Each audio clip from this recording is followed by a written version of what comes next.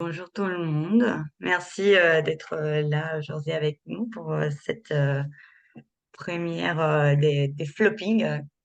Je vais faire une petite intro et après je vais laisser Reika parler. Je voulais vous introduire un peu flopping, le pourquoi, comment il est né.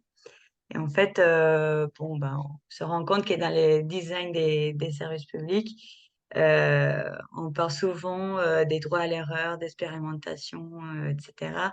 Mais on, on- on valorise et on communique que nos réussites. Et pourtant, en fait, les erreurs, nos échecs, ils sont très importants pour nous. C'est grâce à ces échecs qu'on arrive à se remettre en question, à faire évoluer nos pratiques, à faire évoluer nos projets. Mais pourtant, voilà, ils sont pas valorisés, ils sont pas capitalisés. Et bon, ma théorie, elle est assez simple. En fait, les designs dans les services publics, c'est encore un tout nouveau métier. Et on est encore obligé, entre guillemets, de continuer à faire la preuve, de continuer à montrer à quoi ça sert, qu'on peut arriver des bonnes choses, à faire des bonnes choses. Et du coup, voilà, c'est pour ça que je pense qu'on parle souvent qu'est nos réussites et on oublie un peu nos échecs, même si ça fait une partie très importante de notre métier. Du coup, voilà, c'est pour ça que je me suis lancée sur ces petits programmes flopping. L'objectif, c'est capitaliser et valoriser ces échecs à travers les expériences des différents designers travaillant dans le public comme Erika ou pour le public aussi comme Erika. Et du coup, voilà, un format court avec des expériences personnelles qui nous aident à tous, à toutes dans nos pratiques. Donc, n'hésitez pas à poser des questions sur le chat ou à faire des retours parce que j'espère aussi faire des flops sur ces petits programmes flopping qui m'aideront à continuer à le faire avancer, à les faire évoluer. Euh, L'objectif, c'est de faire un échange d'une vingtaine de minutes. Mais bon, on verra bien, parce qu'on aime bien parler avec Erika, donc on verra bien. On va essayer de garder un petit temps pour répondre à des questions s'il y en a. Sinon, ce qu'on fera quand je publierai ça sur LinkedIn, on essaiera de répondre à des questions sur les commentaires, etc. Donc voilà, Erika, je te laisse à ton tour. Qui tu es, ce que tu fais, présente-toi. D'accord, bah merci beaucoup Sophia pour l'invitation. Franchement, je suis trop honorée La d'être là. première invitée. Mais oui, on avait parlé en Guadeloupe et maintenant c'est bon, c'est lancé et très vite en plus, donc bravo pour tout ça. Alors pour me présenter, moi je suis Eria Cupit, donc je suis designer social et designer de services publics. Donc j'ai eu plusieurs expériences dans différentes collectivités. J'ai aussi design et collectivité, mon média dans lequel je partage des conseils pour développer sa carrière et une association Novum Novem sur le bien vieillir qui accompagne du coup des acteurs publics, des EHPAD, des seniors pour améliorer leurs projets. Super. Je l'attendais plus, je sais pas pourquoi, c'est déjà assez long. Tu fais plein de trucs. Ok. Bah, du coup, on va s'élancer sur la discussion. Alors, raconte-nous tes flops. L'objectif des SAS, c'est vraiment savoir quels ont été tes échecs, Mhm. euh, comment tu as analysé le pourquoi, la cause de ces échecs, et après, qu'est-ce que tu as appris, quels sont les enseignements que tu as pu en tirer. Ah bah, c'est super. Alors, du coup, au tout début de ma carrière, on allait de plus en plus sur du design participatif, de la facilitation, donc voilà, co-construire avec des participants. Donc, j'arrive au début de ma carrière, j'essaie de me lancer dans des ateliers, donc j'expérimente vraiment sur le tas. Et en fait, ce que j'avais pas anticipé suffisamment, notamment dans le secteur public, c'est le jeu d'acteurs. C'est-à-dire que ça va être compliqué parfois si on n'a pas tous les codes ou tout l'historique. Et en fait, on réunit des participants qui ont potentiellement des accrochements les uns avec les autres, où, où il y a vraiment du passif en certaines directions. Donc, sans le faire exprès, j'avais mis on va dire, je m'étais jetée corps et âme dans la mare, on va dire.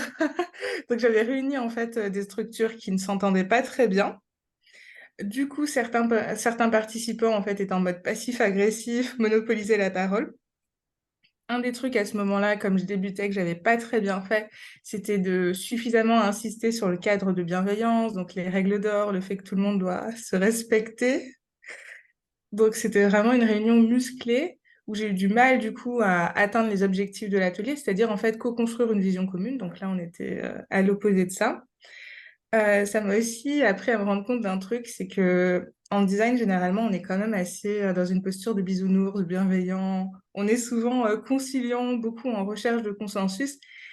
Et franchement, parfois, il faut savoir mettre les pieds dans le plat, il faut y aller, savoir s'imposer. Donc ça, c'est encore quelque chose sur lequel je travaille, et que c'est pas toujours évident de savoir quand tu dois être en empathie et quand tu dois dire à l'autre, non, là, stop, arrête, faut qu'on avance.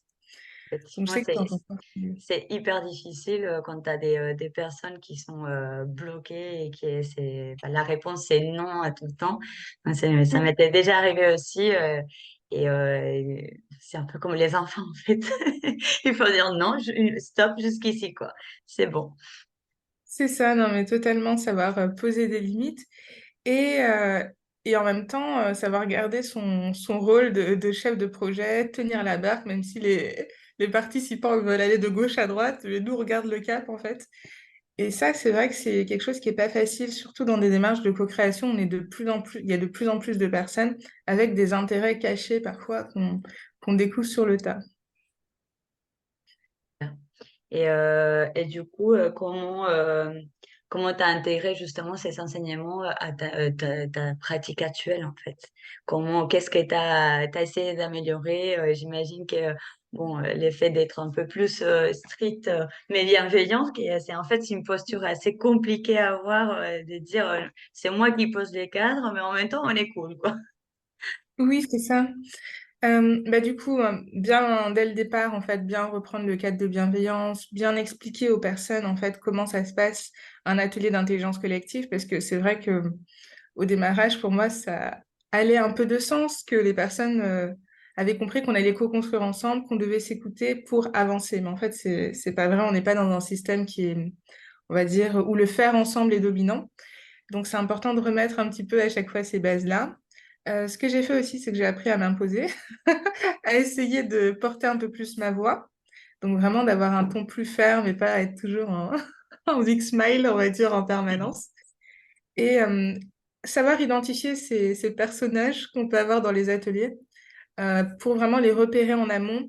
Dès que mon intuition me dit que ah, lui, il a l'air d'être un peu chelou, de l'identifier, de soit lui donner un rôle particulier pour le repositionner différemment dans l'atelier pour éviter les débordements qu'on peut avoir. Effectivement, parce qu'en plus, ces jeux voilà, d'ego ou, comme tu dis, ces histoires internes qu'il y a, en fait, ça impacte tout ton atelier et en plus, tu sais que tu vas pas arriver aux objectifs et que potentiellement, tu vas être confronté à un deuxième atelier pour le faire, quoi. Mm, c'est ça. Et quand tu es mal parti, tu peux toujours rebondir, mais c'est vrai que ça nécessite de remettre vraiment un bon coup de cadre.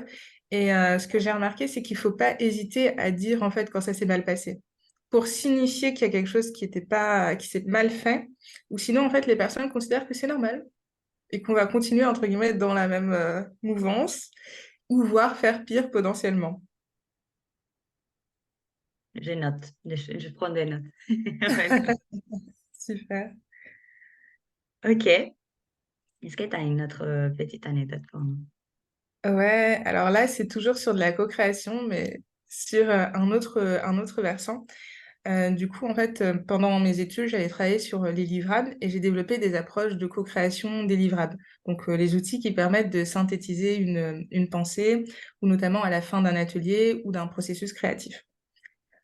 Du coup, là, c'était pareil. On était avec une direction que j'accompagnais, tout se passait bien. On avait en amont organisé un atelier qui s'était super bien passé avec leurs usagers. On était à fond, c'est bon, on se répartit les tâches. Chacun, du coup, commence à co-construire des parties du livrable. Donc voilà, on a coécrit le contenu. Et en fait, par un échange de mails, je me suis rendu compte qu'il y avait une sorte de quiproquo. Donc, du coup, lors de la prochaine réunion, je les revois, je leur dis, bah, qu'est-ce qui se passe? Je comprends pas bien. Est-ce qu'il y a des trucs que vous avez pas compris sur la façon dont on a travaillé? En fait, ils étaient un peu fâchés parce qu'apparemment, on n'avait pas suffisamment co-construit. Donc, Ah bon, ouais, ça arrive jamais. oui, ça n'arrive jamais. Donc, je me suis rendu compte que là, j'étais face, entre guillemets, à mon public idéal, ceux avec qui on peut avoir une co-conception, voire une co-décision maximale, où moi, je suis pas obligée, entre guillemets, de tout faire ou de tout piloter. Et c'était intéressant parce que eux, ce qu'ils auraient voulu, c'était aussi vraiment apprendre à mettre en forme le livrable, pouvoir aussi davantage le structurer, vraiment reprendre un peu les manettes dessus. Donc, ce Mm, que j'ai fini par faire, c'est que je leur ai envoyé un PowerPoint. Une petite astuce, en fait, les PDF, on peut les convertir en PowerPoint. Donc, hop, je vais envoyer, comme ça, ils ont refait des modifs dessus. Ils sont plus mieux s'approprier le contenu. d'accord. Parce que effectivement, là, peut-être que la question, c'est une question aussi des cadrages, en fait, au tout début d'un projet, établir un peu le rôle de chacun et l'implication de tous les acteurs, parce que comme tu dis, bah, tu t'attends pas à avoir des personnes qui veulent être si impliquées sur un projet, et ça peut créer des frustrations, et ils peuvent être déçus, quoi. Et après, ça peut avoir des impacts sur la suite du projet. Oui, totalement, parce que c'est vrai que cette phase de cadrage, généralement, elle cadre pas mal les objectifs, leur implication en leur demandant, par exemple, d'être disponible dans le projet, de communiquer aussi sur la démarche. Mais c'est vrai que on n'a pas, on va dire, la question de l'implication et de leur degré d'implication. Donc c'est vrai que Mm. maintenant, je finis par leur demander à quel point ils veulent être impliqués, par exemple, dans la construction du livrable, juste le relire, le coécrire, le co-construire de A à Z, voire participer à sa conception et tout de vraiment encore plus approfondie ou même sa communication. Ouais, ça arrive des fois. Nous, on avait eu un projet où justement l'équipe projet, ils voulaient être impliqués à toutes les étapes parce qu'ils voyaient ça comme une montée en compétences. Et de la Oui, même manière, moi, j'ai été confrontée à des agents qui, quand tu présentes le projet, évidemment, bah, déjà, ça fait peur parce que c'est flou, on ne sait pas vers où on va. Mais en plus, c'est très difficile d'estimer, de calculer le temps à investir par les équipes. Et du coup, nous, mm, quand on a présenté le projet, on a eu l'équipe projet avec des grands yeux en disant, oh là là, ça va nous bouffer du temps. Des équipes qui sont déjà débordées, ils sont déjà sous l'eau, donc ça stresse quand tu sais pas l'investissement exact qu'il faut faire. Et nous, ce qu'on avait fait, effectivement, c'est essayer de calculer, bon, on va avoir besoin de vous à ces moments-là, pour tel temps, etc. Et c'est vrai que ça aide dans cette implication aussi des agents, quoi. mm. Non, mais c'est vrai, et tu as évoqué un point intéressant, la question de la formation. C'est vrai que du coup, par nos méthodes, on les forme un petit peu sur le tas, mais c'est vrai que parfois, il y a besoin de sanctuariser des temps de formation qui sont par exemple validés par leurs supérieurs pour que les agents puissent vraiment se sentir, on va dire, légitimes et que ce temps soit dédié à ça et que ça soit pas juste de l'accompagnement de projet Hmm. avec des petits temps de formation pendant le projet. Oui, c'est vraiment monter en compétence à travers les faire, quoi, à travers directement le projet en soi-même. Mm. Et du coup, est-ce que à partir de cette expérience-là, comment tu as intégré tout ça dans les cadrages? Est-ce que, je sais pas, est-ce que c'est dès la sollicitation que vous posez ce type de questions? Comment comment tu as commencé à cadrer tout ça? Alors en fait, généralement, on a toujours un temps d'échange, de cadrage, de clarification du besoin et de la problématique surtout. Important. C'est ça, mais on va dire qu'à ce moment-là, on n'est pas souvent, on n'a pas toujours, on va dire, l'équipe projet qui est totalement constituée. Ça va dépendre, on va dire, qui nous a sollicité.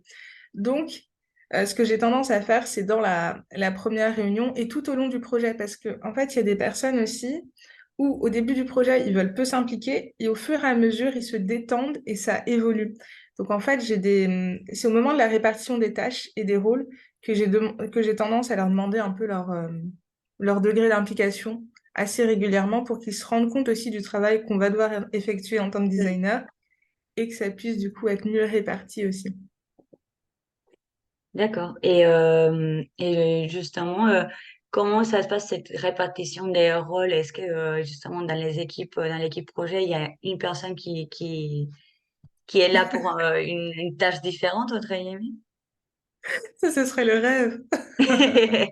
Non, c'est le rêve. Bah, c'est parfait, ça tombe avec mon autre petit flop. Comme ça, du coup, je vais La vous transition partager. parfaite, c'était pas préparé. Non, mais t'es trop forte, Sophia, c'est pour ça. Le truc s'est mis mentalement. Hein. Alors, justement, c'est un flop en termes de gestion de projet.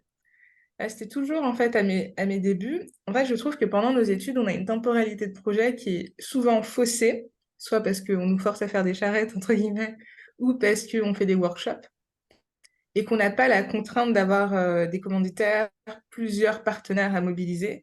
Et du coup, en fait, en termes de temporalité, j'avais tendance à largement sous-estimer le temps qu'il me fallait pour réaliser quelque chose, et en plus de me mettre des échéances trop rapides.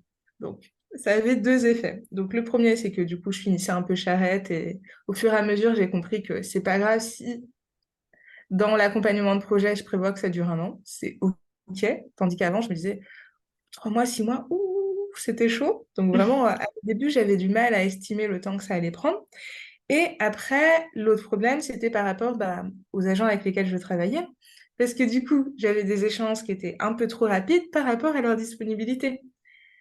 Donc c'est ça, c'est que moi, je me disais, ah bah c'est bon, en fait, si je les sollicite, par exemple, en début de semaine pour la semaine suivante, ça devrait aller. Non, non, non. Il faut quand même prévoir 2 semaines, 3 mois à l'avance, limite, pour certains événements, parce que leurs calendriers sont super remplis et que, ouais, ils courent partout, entre guillemets.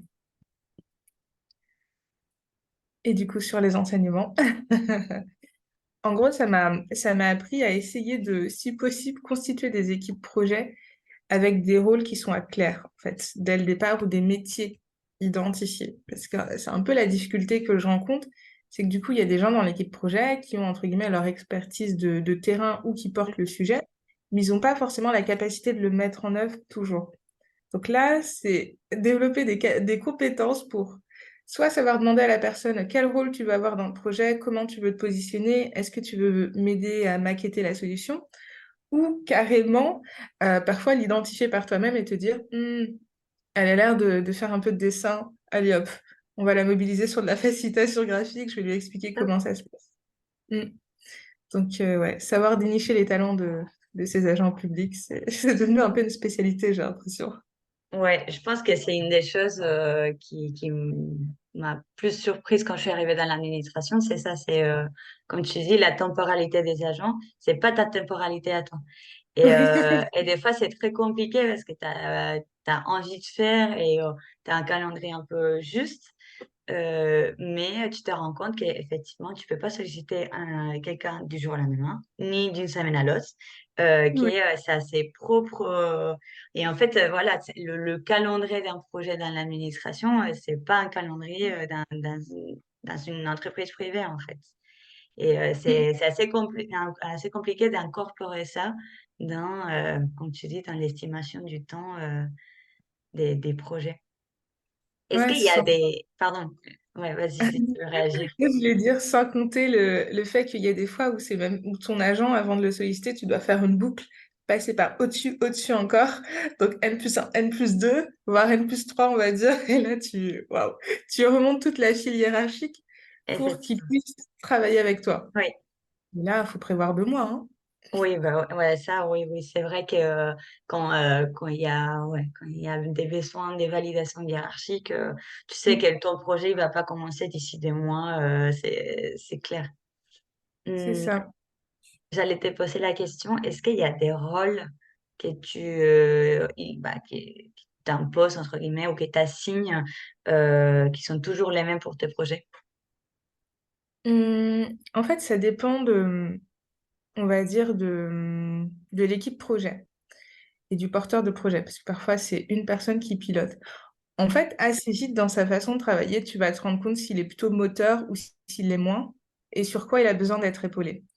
Un exemple tout simple. Quand on doit chercher des terrains d'expérimentation, généralement, bah, tu as l'équipe projet Et soit assez vite, ils te disent, bon, bah, est-ce que vous pouvez vous en occuper? Bon, là, tu sens que ça veut dire qu'en fait, de leur côté, soit il y a une crainte d'aller vers les usagers ou potentiellement un besoin d'outillage ou de formation de ce côté-là.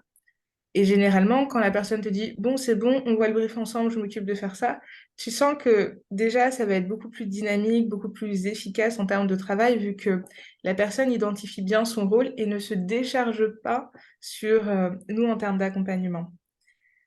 Et peut-être un autre truc, c'est vrai que dans toutes les structures d'innovation ou labs d'innovation ou pôle innovation selon les appellations que j'ai travaillées, à chaque fois, on précise en amont qu'on n'est pas des prestataires, c'est-à-dire qu'on est en interne, qu'on a le même statut que les autres agents et du coup, on doit faire avec eux, qu'on est leurs collègues, qu'on n'est pas là pour qu'ils nous délèguent le projet. Et je pense que ça, c'est vraiment quelque chose qu'on répète sans cesse pour que les personnes comprennent qu'on ne va pas faire le projet à leur place. Donc ça aide aussi.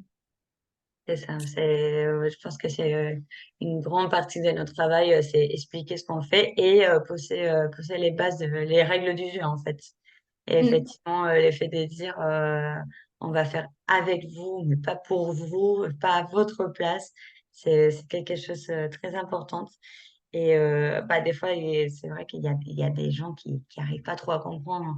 Donc, vous voyez, bah, t'es quelqu'un d'externe, mais en même temps, tu travailles dans l'administration aussi, donc t'as une position un peu compliquée à comprendre. Mm. Non, mais totalement. Ok, super. Moi, je vois on est déjà à 20 minutes. Le but, c'était de faire un échange assez rapide, informel, et voilà, que ça soit dynamique. Mais avant de finir, moi, je ne sais pas s'il y a des questions, c'est le moment. Et sinon, bon, de toute façon, l'enregistrement sera publié sur LinkedIn, et là, vous pourrez poser des questions aussi. Mais avant de finir, je voulais te faire une dernière question. Et Ouais. j'aimerais bien savoir quel est ton plus grand flop, pas en tant que designer, mais cet échec que bah, quand tu te couches le soir, tu te rappelles et tu dis, ah là, il faudrait que j'aurais fait une autre chose. Alors, quel est ton plus grand flop? Alors bon, c'est un flop toujours en design, mais cette fois-ci, c'est avec l'association. Alors, du coup, on intervient dans des EHPAD pour faire des ateliers avec des seniors, pour essayer de repenser, on va dire, la structuration des maisons de retraite pour les ouvrir davantage sur le territoire. Donc, on se prépare avec les bénévoles, on est à fond, on y va, on est super content parce que on arrive tranquillement, tac, tac, tac, dans l'EHPAD. Et qu'est-ce qui se passe? C'est qu'en fait, on se dit, c'est bizarre, il n'y a personne dans notre salle d'activité.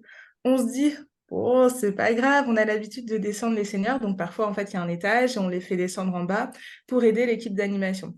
On se dit, bon, bah, on va les faire descendre. Et en repassant, on se dit, oh, c'est bizarre, ils ont l'air d'être tous dans cette salle-là. C'est pas notre salle d'activité, qu'est-ce qui se passe? Donc, on voit soudainement, en fait, l'animatrice arrivée, du coup, toute contente, comme ça, tac, tac, tac. Et elle nous dit, ah, bah, vous êtes venus pour l'anniversaire des seniors? Du coup, on a fait une de ces têtes, on s'est dit, comment ça, l'anniversaire des seniors? On avait un atelier de prévu ensemble. Elle dit, ah, mais j'ai oublié de vous prévenir. Tous les, je sais plus, mais il y a un moment dans le mois où, en gros, ils fêtent l'anniversaire de leur senior.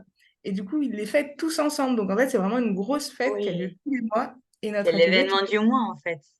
mais Pour eux. oui, c'est ça. Et du coup, bah, on a participé, en fait. On a été. Bah, on écoutait des musiques un peu, voilà, un peu franchouillardes pour certaines et tout. Mais c'était un bon moment. On a dansé avec les résidents. Enfin, bref, c'est devenu autre chose qu'un atelier. Soit c'était un bon souvenir vu que ça nous a aussi permis d'échanger de façon plus informelle avec les résidents. Mais après, d'un point de vue gestion de projet, communication, ça va pas. Est-ce que vous avez au moins eu du gâteau quand même? Ouais, on a eu du gâteau, on a pu en reprendre, limite, fallait qu'on parte avec, donc voilà, on avait les joues bien, Ah bien bah grosses. Enfin, bon bah au moins vous avez un truc positif. Vous avez eu les seniors. dans un autre contexte que vous n'aurez pas forcément vu. C'est ça. Bon, bah, super. Donc, bah, merci beaucoup, Erika. Bah, j'espère que pour les pressants, ça vous a plu, ça vous a plu le format. J'espère que c'est quelque chose d'utile. L'objectif, c'est de faire ces petits interviews une fois par mois avec différentes expériences. Erika, je pense que tu auras mille choses de plus à raconter. Mais peut-être que ça sera pour une prochaine fois. En tout cas, suivez les LinkedIn, les réseaux sociaux d'Erika et de son association Design et Collectivité. Et collectivité, hein. D'accord. Ouais, ça, Je c'est me le trompe. média. La sauce, c'est nos... Maintenant Mais que je c'est te pas fais la grave. pub, je me trompe, je fais mon flop, quoi. T'inquiète, c'est normal. Trop de trucs. Et bah, merci tout le monde, ça va être publié. Et, merci encore Erika pour être la première invitée. C'était un peu la cobaye, désolée. Ouais, trop contente, c'est c'est top. Et bah voilà, merci tout le monde et à une prochaine. Merci. Au revoir.